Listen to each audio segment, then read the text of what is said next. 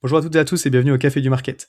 Évidemment, le marketing a toujours été complexe, mais l'accumulation des canaux, des technos, des leviers ne vient pas simplifier les choses, d'autant que pas mal de CMO quand même témoignent en 2026 de budgets qui sont un peu plus challengés, encore plus focus ROI, d'où l'importance d'être encore plus vigilant à la conception des campagnes marketing pour en maximiser l'impact.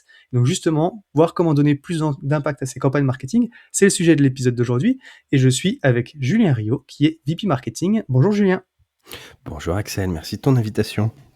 Eh bien écoute, avec plaisir. C'est un retour sur le podcast, épisode 2. J'allais dire, effectivement, on a fait un sujet sur l'ABM il y a quelques mois, donc j'invite tout le monde à aller le redécouvrir si ça vous intéresse. Bon, pour ceux qui n'étaient pas là à l'époque ou qui ne l'avaient pas écouté et qui ne sauraient pas qui tu es, est-ce que tu peux te présenter en introduction, s'il te plaît? Oui, avec grand plaisir, de manière très brève. Julien Rio, donc comme tu le disais, je suis leader marketing à l'international. J'ai fait 10 ans à Hong Kong. Je suis auteur de 2 bouquins, hôte de 2 podcasts et créateur du framework Rio de campagne intégrée dont on parlera un peu aujourd'hui. Donc un petit peu un hyperactif du marketing. C'est clair. Moi, tu vois, quand ça me fait rire parce que des fois, je croise des gens et puis ils me disent, oh, le podcast, la newsletter, putain, ce que tu sors quand même comme contenu, ça doit faire du boulot. Toi, t'es là, t'arrives, t'as 2 livres, t'as 2 podcasts. Donc, Et on en parle du fait qu'on a tous les 2 des enfants à la maison également, ouais, parce c'est que ça ça, prend c'est ça. plus de temps que d'une newsletter ou un podcast. Carrément, carrément. Non, mais comme quoi, c'est possible. Très cool. Bon, bah, on va rentrer dans le sujet du jour, effectivement, parce que tu t'as parlé un petit peu et t'as introduit ton framework, et du coup, c'est ce qui va nous occuper aujourd'hui. Comment est-ce qu'on crée des campagnes marketing intégrées? Donc, j'ai fait des guillemets avec les doigts, évidemment, pour ceux qui écoutent, bah, ils l'auront pas vu. Mais avant de rentrer dans le vif du sujet, est-ce que tu peux redéfinir déjà le concept, s'il te plaît, justement, et les challenges auxquels ça répond selon toi? Ouais, avec plaisir. Tu parlais en intro, de l'épisode qu'on a fait sur l'ABM. Donc l'ABM, c'était le Graal, c'est de la campagne super, super targetée sur un compte en particulier, mais tu pas besoin d'être sur un compte en particulier pour faire des campagnes marketing. Ce qui est assez typique, ce qu'on voit souvent, c'est qu'on met le mot campagne sur, en réalité, un patchwork d'activités. Tu fais un événement à droite, tu lances un truc sur LinkedIn à gauche, tiens, j'ai un nouveau white paper, je vais le mettre quelque part Je vais faire une campagne, disponible. ouais. Je vais Mm. rajouter 2 pubs sur Google Ads qui enverront vers ce truc-là, et puis on verra bien ce que ça donne.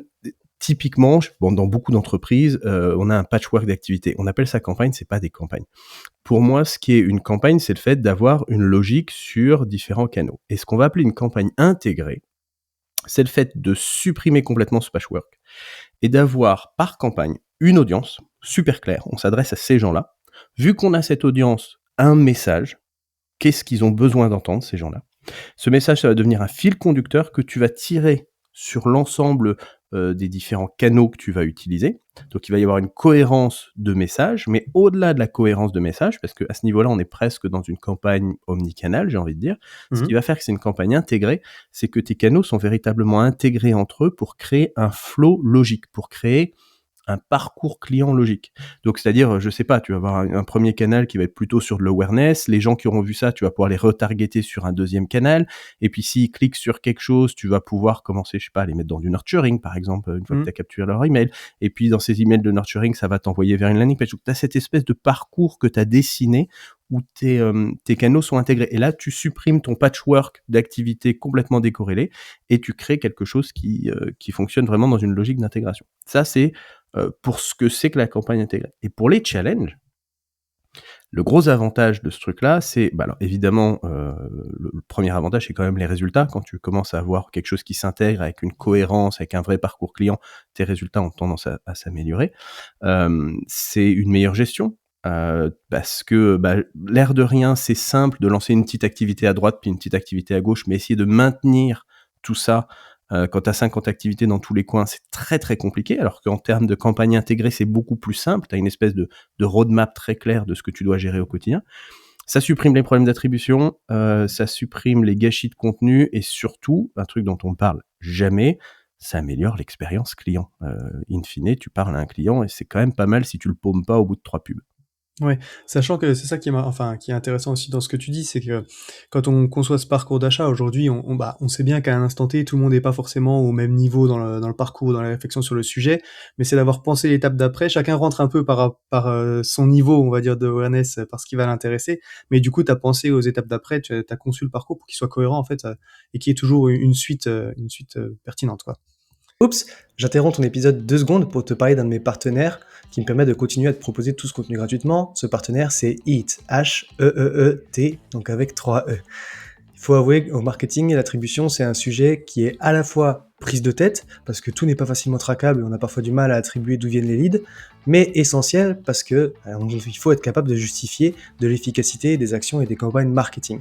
C'est justement là du coup intervient Heat, qui est en fait une solution de marketing intelligence made in France qui va te permettre de mesurer l'impact réel du marketing sur le revenu. Pour ça, en fait, elle est disponible nativement dans ton écosystème Salesforce, HubSpot, et elle va s'intégrer à toutes tes plateformes de pub pour te permettre justement d'optimiser le pilotage de tes campagnes d'acquisition de leads et savoir vraiment d'où viennent les leads justement et d'où vient ton revenu. Bref, si tu cherches à améliorer le pilotage de tes campagnes marketing, c'est la solution qu'il te faut et je t'invite à aller découvrir ce qu'ils font sur leur site heat.io, donc H-E-E-E-T.io. Et maintenant, je te laisse avec ton épisode.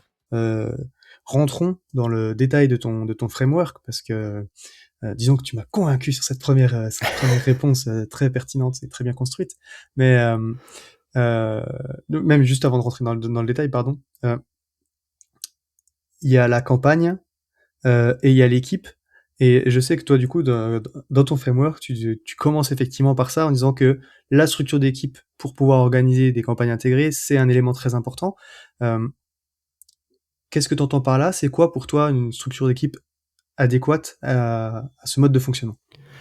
Juste avant de répondre à ça, tu dis ça a l'air d'être bien construit. Ça a l'air d'être bien construit parce que c'est pas théorique. C'est 15 ans d'arrachage de cheveux, Ouais, c'est pour ça que j'ai oui. autant de cheveux blancs. C'est parce que c'est de la mise en place encore et encore de l'itération, plein d'erreurs. Et c'est ça qui donne lieu à ce framework qui est fait sur, comment on dit en anglais, du sang et de la sueur. Ouais. Plus de sueur que de sang, pour être honnête. Écoute, je te le souhaite, ouais, sinon tu peux. Il faudra qu'on parle effectivement de tes employeurs parce que il y aura un problème. Mais bon point. La première chose, c'est de regarder l'équipe. Donc il y a deux choses. Il y a la structure de l'équipe et il y a la gouvernance. Donc la structure de l'équipe, c'est qui est-ce qui va bosser sur ces campagnes, et la gouvernance, c'est qui décide quoi. Moi, j'aime bien comparer ça à la construction d'une maison, parce que c'est très similaire. Si tu veux construire une maison, tu le fais pas tout seul. Tu as besoin de tout un ensemble de personnes. Alors, en fonction de la taille de ta boîte, peut-être que tu vas remplir plusieurs de ces rôles toi-même. Peut-être que tu vas externaliser une partie à une agence, un freelance, ou à plusieurs agences, plusieurs freelances, etc. Mais au final, tu auras tous ces rôles-là, même si une personne porte plusieurs casquettes. Le rôle central pour moi, c'est le campaign manager. Alors, on va lui donner plein de noms en fonction des boîtes. Mais le campaign manager, si je reprends ma comparaison avec la construction d'une maison, c'est un peu ton architecte, c'est ton maître d'œuvre. C'est lui qui va dessiner les plans, qui va s'assurer que tout le monde fasse le taf, qui s'assure des délais. Enfin, voilà. Ton campaign manager, c'est ton architecte. Tu as tes PMM, donc Product Marketing Managers. Eux, c'est un peu les experts, les bureaux d'études qui vont analyser le sol, qui vont te dire ce que tu peux faire, comment, ils vont te créer ton message, ils vont s'assurer que tu as bien compris l'audience, etc. Tu as tes équipes de content. Eux, c'est un peu les fournisseurs de matériaux. Ils vont te fournir les briques, ils vont te fournir le ciment, ils vont te fournir l'ensemble, et tu as besoin de trouver les bons fournisseurs et de t'assurer qu'ils aient bien compris le cahier des charges, parce que sinon, toute la maison se casse la figure assez rapidement. Tu as ce que j'aime appeler les channel managers. Donc, tu as celui qui va te gérer tes événements, celui qui va te gérer ton LinkedIn, celui qui va te gérer ton site web, celui qui va te gérer tes emailing, etc. Tout ça, c'est les corps de métier. C'est ton plombier, c'est ton électricien, c'est ton maçon, etc. C'est pareil. Si tu en as un qui tient pas bien la route ou que tu l'as pas impliqué assez rapidement, ta maison, elle risque d'avoir l'air d'être un peu de traviole. Il y a un corps de métier dont on parle assez peu, c'est les MOPS. Marketing Operations, c'est les gens qui vont gérer d'une part toute ta martech, parce qu'il faut le dire, en 2026, tu lances pas une campagne sans avoir peut-être un HubSpot, en tout cas un CRM, peut-être un Lemlist pour envoyer tes emails. Enfin, tu as tout un ensemble d'outils, quel que soit ce que tu utilises, tu vas en avoir, donc quelqu'un qui te gère ça correctement. Et surtout, les MOPS, c'est aussi eux qui vont gérer tes analytics. Tu lances pas une campagne sans avoir un minimum de tracking, savoir ce que tu peux traquer, quand, comment, tes KPI, etc., tes tableaux, tes dashboards. Donc tu les impliques. Puis la dernière équipe qu'on qu'on oublie très très souvent, elle fait pas partie du marketing, mais c'était sales. Sales, c'est qui? C'est les acheteurs. Tout ce que tu vas générer, tu vas le balancer aux sales qui vont devoir, eux, le transformer en revenus. Donc l'acheteur de la maison, c'est bien de l'impliquer à un moment quand même, parce qu'il aimerait bien savoir où est-ce qu'on va mettre la fenêtre et à quoi va ressembler le rendu final quand tu auras fini de construire. Donc une fois que tu as toutes ces équipes-là, que tu as structuré qui fait quoi, tu vas pouvoir commencer à définir quel est le rôle de chacun, ce qu'il a le droit de faire, quelles sont les décisions qu'il prend, quand est-ce qu'il doit être informé, etc. Et ça, c'est la base, parce que si t'as pas ça, ça va être très compliqué de la livrer dans les temps, ta maison, et tu risques de te retrouver avec un truc, avec une paillote sur la plage, et non pas avec une résidence 4 étages avec piscine et double garage et plus héliport. Et est-ce que c'est pas la paillote sur la plage qui fait le plus rêver? C'est vrai que c'est une terrible métaphore que je viens de prendre. Effectivement, je te rejoins, malheureusement. Je sais pas là, mais sur la sortie, je suis moins convaincu. Pareil. Non, mais effectivement, du coup, tu reviens sur cette histoire d'alignement. Bon, c'est sûr que tu l'as dit, en fait, il y a plusieurs rôles et en fonction de la taille de l'équipe, potentiellement, c'est la même personne ou 2-3 personnes plus les sales qui vont intervenir. Et l'idée, effectivement, c'est de pouvoir timer, enfin, que tout le monde soit informé en amont, ou en tout cas au bon moment, à quel moment ils ont besoin d'être informés, à quel moment ils doivent intervenir, à quel moment ça doit être prêt, et du coup, les interactions entre chacun, quoi. Et donc, si on rentre dans le cœur du sujet, même si la structure d'équipe, c'est déjà important. Donc toi, tu le disais, tu as construit ce framework que tu as répété parce que l'expérience et que c'est quelque chose que tu as testé et itéré au quotidien. Et est-ce que tu peux revenir, du coup, sur les 3 étapes, je vends la mèche avant toi, mais les 3 étapes de ton framework, du coup, que tu as définies pour construire ces campagnes intégrées? Alors, avec plaisir. Avant même les 3 étapes, il y a plusieurs prérequis. C'est-à-dire, tu peux pas te lancer dans la création de campagne sans avoir fait un petit état des lieux et t'assurer que tu as tout ce qu'il te faut. Dans les prérequis, il y a le framework est basé sur une audience. Il y a beaucoup de frameworks qui construisent des campagnes autour d'un produit. Moi, mon framework construit des campagnes autour d'une audience, et la raison est simple, c'est que je suis persuadé qu'il vaut mieux plus de campagnes, mais que chaque campagne ait un message dédié à une audience spécifique, plutôt que de tout regrouper autour d'un produit et de parler de la même manière à un CFO, un CMO, un CSO. Donc pour moi, c'est basé autour d'une audience. Donc déjà, est-ce que tu as la capacité de définir quelle est ton audience et qui tu vas attaquer? Deuxième chose, moi c'est un anglicisme, mais je pense qu'il faut avoir une message house, donc une petite maison des messages peut-être en français. Qu'est-ce que c'est? C'est un document très clair qui dit pour chaque audience quel est le message qui résonne, de quoi je dois parler. Donc par exemple, un CFO, je vais lui parler de ROI, un CSO, je vais lui parler d'efficacité, d'adoption, un CMO, je vais lui parler de comprendre ses audiences justement, etc. Donc est-ce que j'ai des messages très clairs?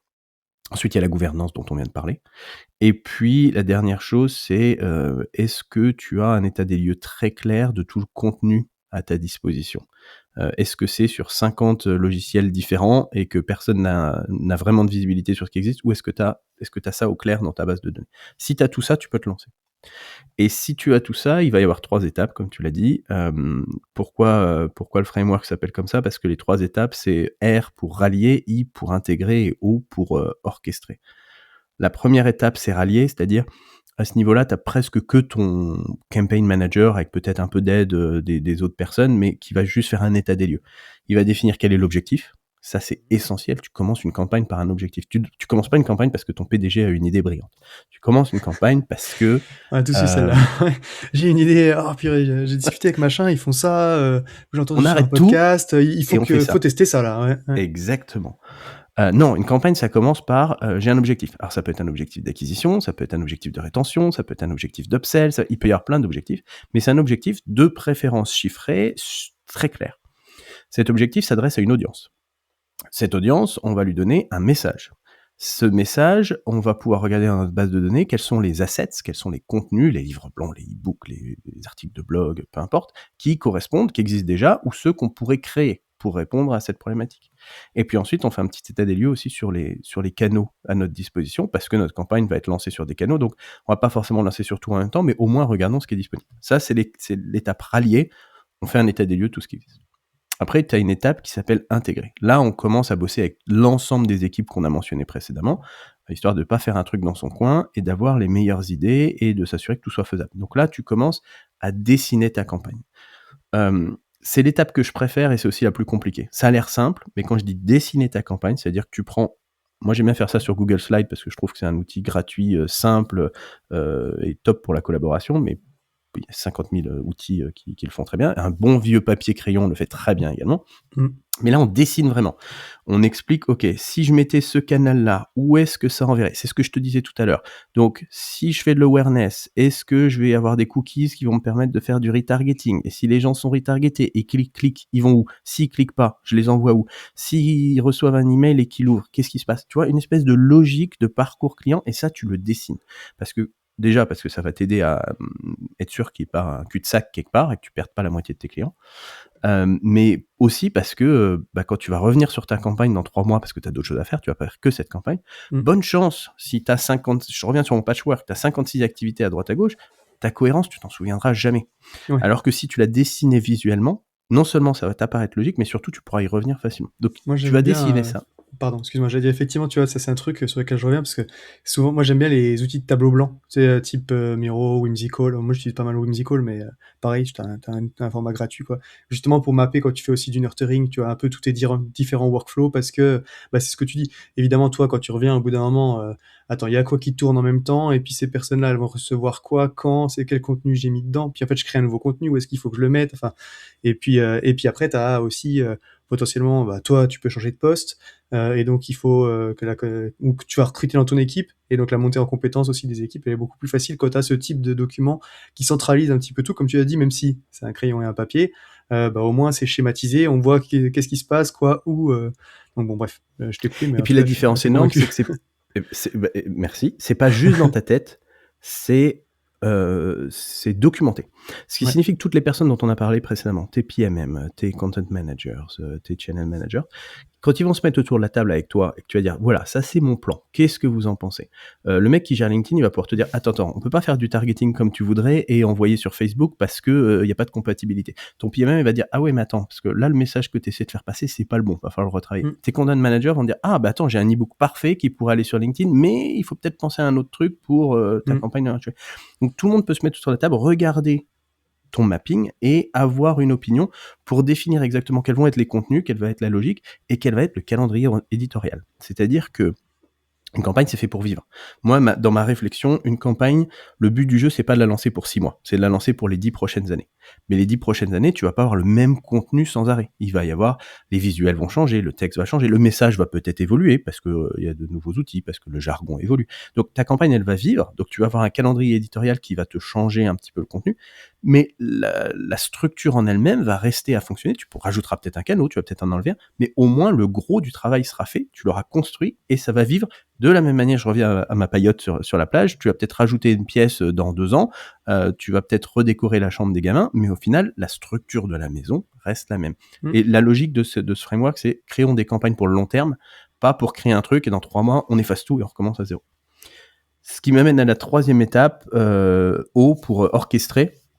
Maintenant que tu es au clair sur ton blueprint, tu as tout défini, tu as fait le plan de la maison, on va commencer à construire. Donc tous les contenus, ceux qui sont disponibles, génial, ceux qu'il va falloir créer, modifier, etc., on va se mettre dessus, lancer les canaux, faire le paramétrage, etc. On lance tout ça, et puis après on orchestre, c'est-à-dire on observe, on mesure, on optimise, on fait les modifications nécessaires, et ça s'inscrit dans le long terme. C'est une phase qui se termine jamais véritablement, parce qu'il y a une maintenance continue nécessaire, assez microscopique au début, parce que tu le fais tous les 2 jours, toutes les semaines, et puis après, c'est une fois par mois, voire une fois tous les trimestres. Ok. Ouais, du coup, je reviens sur le temps long. Tu vois, quand tu dis effectivement la campagne c'est pas pour 6 mois, c'est pour 10 ans, quoi. Mais c'est vrai que, enfin, je pense que c'est un concept qui est pas forcément. On a tendance à travailler sur des campagnes un peu court terme, tu vois, pour pouvoir justement varier les messages. Là, mon CMO, je vais l'attaquer sur effectivement comment est-ce que tu comprends mieux ton audience, mais après, je voudrais pouvoir lui déployer des messages aussi sur comment justement, ta connaissance de l'audience, tu l'infuses dans l'entreprise, tu vois, et puis tu travailles l'alignement avec les sales, et donc tu dis, bon, en fait, j'ai fait une campagne autour de la captation de la donnée, je sais pas, tu vois, et puis après, j'ai fait une campagne sur comment est-ce qu'on l'exploite, je vais faire 3 mois celle-là, puis 3 mois celle-là, tu vois, parce que je peux pas mettre mon budget LinkedIn partout, donc tu vois, enfin, comment est-ce que du coup tu organises un petit peu ces choses-là quand tu veux durer effectivement sur le long terme? Est-ce que tu te dis, ça c'est ma structure de campagne, et qu'en fait tu vas aller dans cette structure de campagne de temps en temps faire varier tes messages et tes contenus, ou est-ce que dans ce cas-là, tu crées 2 campagnes long terme sur ces 2 thématiques? Peut-être que tu vas lancer d'abord la première et puis dans le temps qu'elle soit dans le run, on va dire, que tu aies structuré tes trucs et puis que tu aies lancé, bah, tu vas pouvoir commencer à structurer ta deuxième un peu plus tard, tu vois? Enfin, comment tu jongles un peu entre ces sujets-là? Alors clairement, option 1. Il y a 2 excellentes raisons de ne pas aller sur l'option 2. La première raison, c'est que tu vas possiblement te cannibaliser. Tu vas attaquer la même audience, d'accord? Donc ça veut dire 2 choses. Ça veut dire que, potentiellement sur certains canaux sur lesquels tu dois faire du bid, c'est-à-dire Google ou, Mmh. LinkedIn et cetera, où en fait, plus tu payes, plus tu as de visibilité, tu vas te concurrencer toi-même pour la même audience, donc tu vas augmenter virtuellement les prix et tu vas brûler ton budget pour pas grand-chose. Je disais 2 raisons, en réalité, il y en a 3. 2e chose, c'est qu'en faisant ça, tu vas créer de la confusion chez tes clients. Le matin, je vois une pub qui parle d'un truc, l'après-midi, je vois une pub de la même boîte qui parle d'autre chose. Attends, c'est quoi leur cœur de métier? Je comprends plus rien. Et puis, 3e chose, c'est que tu risques de spammer tes clients. Sur Mmh. certains, canaux, je pense, par exemple à l'emailing, tu risques d'avoir, sauf si tes outils sont super bien paramétrés, mais ça ne l'est jamais, Soyons les honnêtes, oui. marketeurs Mmh, restent mmh, humains. mmh. Tu vas envoyer un email le matin qui parle de ton sujet A et un email le lendemain qui parle de ton sujet B. Bon, tes prospects, ils sont bien gentils, mais ils ont autre chose à faire que recevoir 56 emails de ta part. Donc ça, c'est la première raison. La deuxième raison, c'est que tu es obligé de construire et gérer 2 campagnes, ce qui est quand même 2 fois la dose de travail. Moi, ma vision là-dessus, là, par exemple, j'ai aidé une grosse entreprise française, qui est dans le SaaS, ils ont des sujets Gartner, Forrester et Mmh. cetera. Je les ai aidés à créer leur campagne qu'on va appeler Evergreen, c'est-à-dire c'est une campagne qui court toute l'année. Et toute l'année, on va parler de, différents, sujets autour de leur spécificité.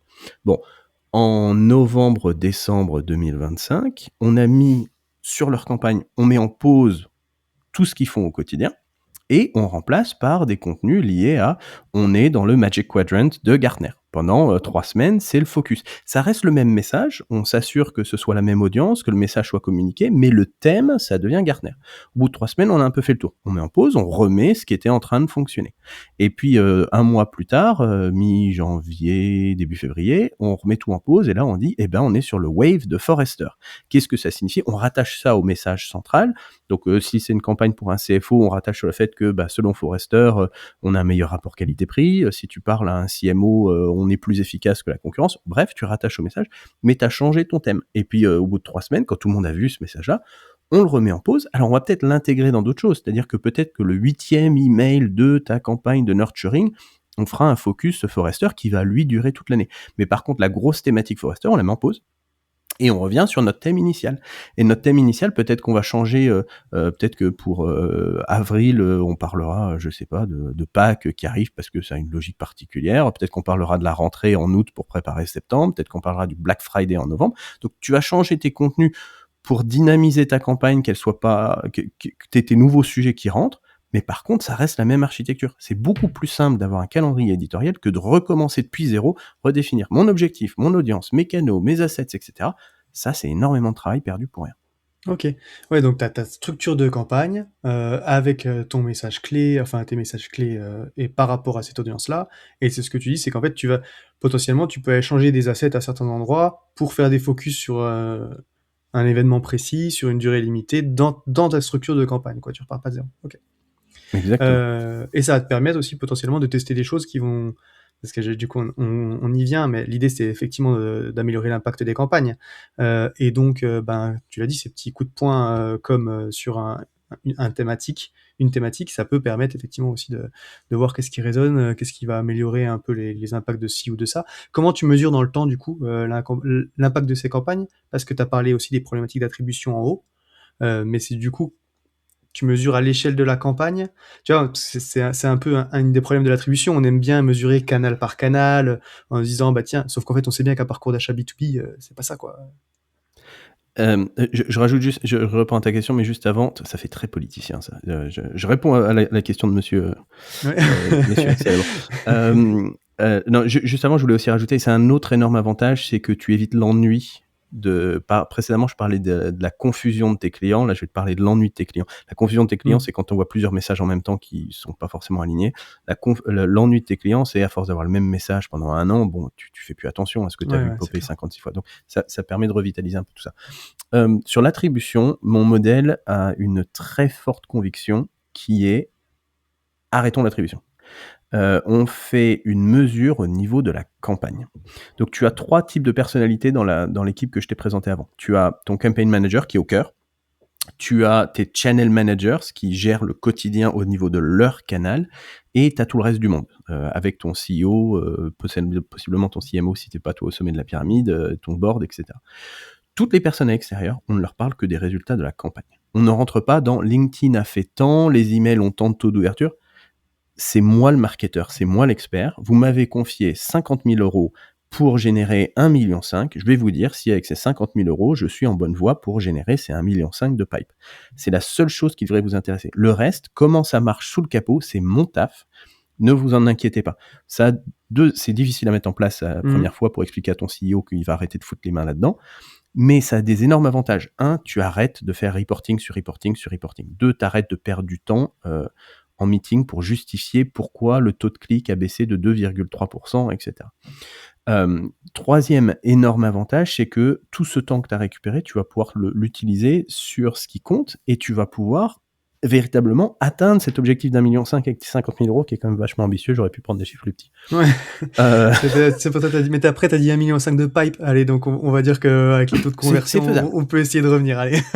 C'est faisable. Maintenant, je disais qu'il y a 3 catégories. Donc il y a tous ceux à l'extérieur, on leur parle que de résultats de campagne. Et on rentre pas dans le détail. C'est pas des experts de toute façon. Ils ont tous une opinion parce que tout le monde a une opinion sur le marketing, mais personne n'est expert s'ils sont pas dans ton équipe.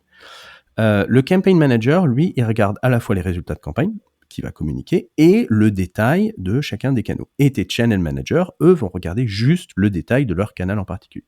La petite subtilité, c'est que quand tu arrêtes les débats d'attribution, tu commences à regarder la performance de chaque canal par rapport aux attentes. Quand tu fais de la pub sur LinkedIn, tu peux faire de la pub pour générer des leads, c'est très très cher et pas forcément incroyablement efficace, ou tu peux faire de la pub pour avoir des impressions. Si tu fais de la pub pour avoir des impressions et que tu regardes combien ça a généré de revenus, tu vas être sacrément déçu. Et la première décision de ton CFO, c'est bon, on arrête de faire de la pub sur LinkedIn, ça marche pas. Oui, mais l'objectif, c'était de faire des impressions. Et on a réussi à faire des impressions. Donc, remettons tous en son contexte. Donc, tu vas pouvoir bosser avec tes channel managers en leur disant ce canal-là a tel objectif, on va mesurer son efficacité sur cet objectif et non pas sur sa participation au revenu. Parce que quand tu as fait ton dessin, tu sais que certains canaux vont être là plutôt pour créer de l'awareness, plutôt pour éduquer le marché, pas pour générer de la lead. Et le fait de changer le débat et de dire on va parler de résultats de campagne et pas de résultats par canal fait que tu vas arrêter de tuer tes canaux qui fonctionnent en amont et qui sont essentiels mais pas visibles sur ton tableau Excel qui calcule l'attribution. Oui, c'est ça. Ça permet, dans l'architecture de la campagne, du coup, en fonction de où tu as situé les canaux, à quel niveau dans le parcours d'achat et tout, effectivement, tu vas pouvoir recentrer les objectifs. Ça redonne de la valeur au final ça, c'est fait pour faire de la visibilité, de la notoriété, et donc en fait, ça n'a de valeur que par ça.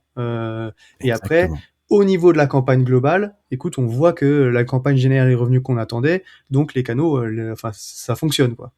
Exactement, c'est la logique derrière, et c'est un peu difficile au début parce que tu vas avoir besoin d'avoir une discussion peut-être un peu tonique avec ton manager pour dire attends, fais-moi confiance 2 minutes, sauf que quand tu arrives à le mettre en place, et si tant est que t'aies les résultats, le manager va plus jamais vouloir mettre les mains dans vérifier ton taux d'ouverture sur tel ou tel email parce que il va te faire confiance, parce que ta campagne fonctionne, donc j'ai pas de raison de douter de toi et je vais pouvoir te donner plus de budget et faire plus de choses intéressantes. Ouais, bah puis oui, il y a ce double jeu de aussi, mine de rien, si toi tu reportes sur ces KPI-là, bah forcément ton manager il te challenge sur ces KPI-là. Donc effectivement, si tu arrives à remonter un petit peu sur la façon dont tu parles aussi, ben, on t'emmerde moins sur les trucs micro-détails du quotidien, quoi. Mais c'est même vrai quand tu bosses avec des agences et des freelances, j'ai envie de dire. Quand tu commences à les challenger sur le moindre petit détail plutôt que de regarder, si on se met d'accord dès le début, voilà notre objectif, voilà ce qu'on doit faire. C'est du pipe, c'est des leads, c'est de la rétention, c'est peu importe ce que c'est. Mettons-nous d'accord sur un objectif chiffré, sur un budget, sur une timeline. Quand on a ces 3 éléments, ne me demande qu'une chose, c'est est-ce que j'ai généré ce que j'étais censé générer pour le budget que tu m'as donné, dans la timeline que tu m'as donnée. Si on est d'accord là-dessus, viens pas m'embêter sur les autres détails, c'est une perte de temps que je ne mets pas à optimiser ma campagne. Et même avec les agences, les freelances, on a tendance à les emmerder sur des tout petits détails. Autant c'est peut-être quelque chose d'ailleurs. Non. Et en fait, faites-moi Non, mais- confiance 2 minutes. Si vous avez décidé de bosser avec moi, c'est peut-être que je connais mon truc. Si j'atteins l'objectif, vous n'avez pas de raison de me challenger. Par contre, effectivement, si je suis très en retard sur les objectifs, on peut commencer à creuser ensemble. Mm. Mais le but du jeu, c'est quand même de réussir, pas de faire du micromanagement. Mais tu vois, c'est vrai qu'il y a la double dynamique parce que je prends cet exemple. Bah, tu vois, moi, typiquement, avec un client, je pilotais une agence sur un sujet ad, Google Ads, et, euh, et en fait, ils construisaient leur reporting comme ça. Ah, bah là, le CTR, on est à plus 3%. Ah, bah, puis là, en fait, sur le coup là, en fait, on a fait moins tant de pourcents. Et puis là, sur ce mot-clé-là, on a fait tant de plus. Et puis du coup, au bout d'un an, j'ai fait, en fait, déjà, moi, ça m'intéresse pas. Ça m'intéresse pas. On a un budget. Moi, ce que je veux, c'est ce canal-là, on doit générer. Enfin, c'était des transactions, c'était des mots-clés à forte intention d'achat. Tu vois, on est positionné sur ces trucs-là. Moi, ce que je veux, c'est des démos, quoi. Tu vois, enfin, des démos et puis derrière, machin. Mais en fait, c'est presque. Donc, des fois, c'est la faute du manager et des fois, c'est la faute du manager, on va dire aussi. Tu vois, dans la façon dont on construit les reporting, où en fait, on a envie de se rassurer en disant il y a des choses qui se passent. Puis en plus, après, derrière, quand tu dis, mais pourquoi ce CTA il a baissé là? Enfin, pourquoi il coûte plus cher de tant de pourcents? Ah, bah là, je sais pas trop. Enfin, puis peut-être là, c'est la concurrence qui a mis. Et puis, bah ouais, mais en fait, si tu sais pas en plus, m'en parle pas, quoi. Mais ça, c'est les cicatrices d'anciennes discussions. C'est-à-dire, c'est l'agence qui a bossé avec 14 clients qui demandent à chaque fois le détail du détail du détail. Donc maintenant, ils commencent par le détail. Bah C'est ouais, une ouais. erreur. D'autant que encore avec toi, c'est pas tant une erreur parce que tu es un expert du marketing, donc tu comprends Oui. ces trucs-là. Quand tu t'adresses à un PDG, donc c'est pas le taf, tu vas passer un temps incroyable à d'abord l'éduquer sur qu'est-ce que c'est que le CTR, qu'est-ce que c'est qu'un bon CTR, Ouais, qu'est-ce c'est qui ça, fait ouais. qu'on influence le CTR. Le temps perdu, alors que ça l'intéresse pas in fine. Lui, il veut juste que tu génères du revenu, point.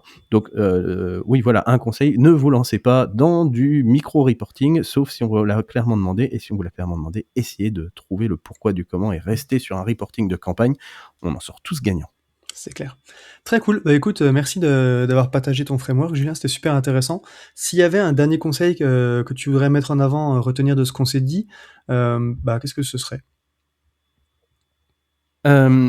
Pour avoir bossé plus de 15 ans sur ces sujets-là, j'ai fait énormément de ce que j'appelle le patchwork marketing avec des activités décorrélées, surtout quand tu as un boss qui, le matin, toque à ta porte et dit exactement ce que tu disais. Tiens, j'ai vu un concurrent faire ça, faut qu'on fasse ça tout de suite. Allez, on lâche tout ce qu'on est en train de faire, tant pis pour le calendrier, et on prend cette nouvelle stratégie.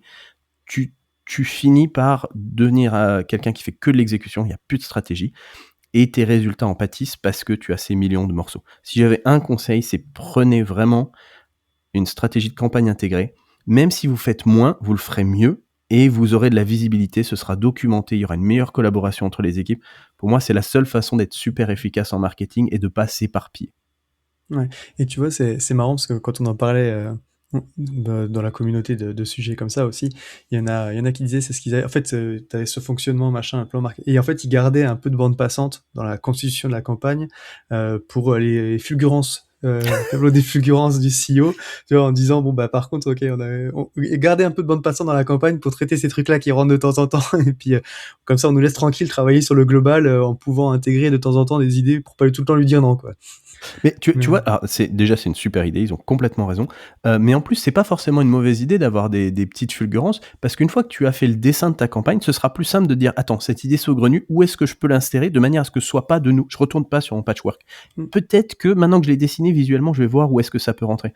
Avec ou sans impact, mais au moins de manière cohérente et pas juste un truc que tu rajoutes parce que le PDG a eu une lubie ce matin en se réveillant.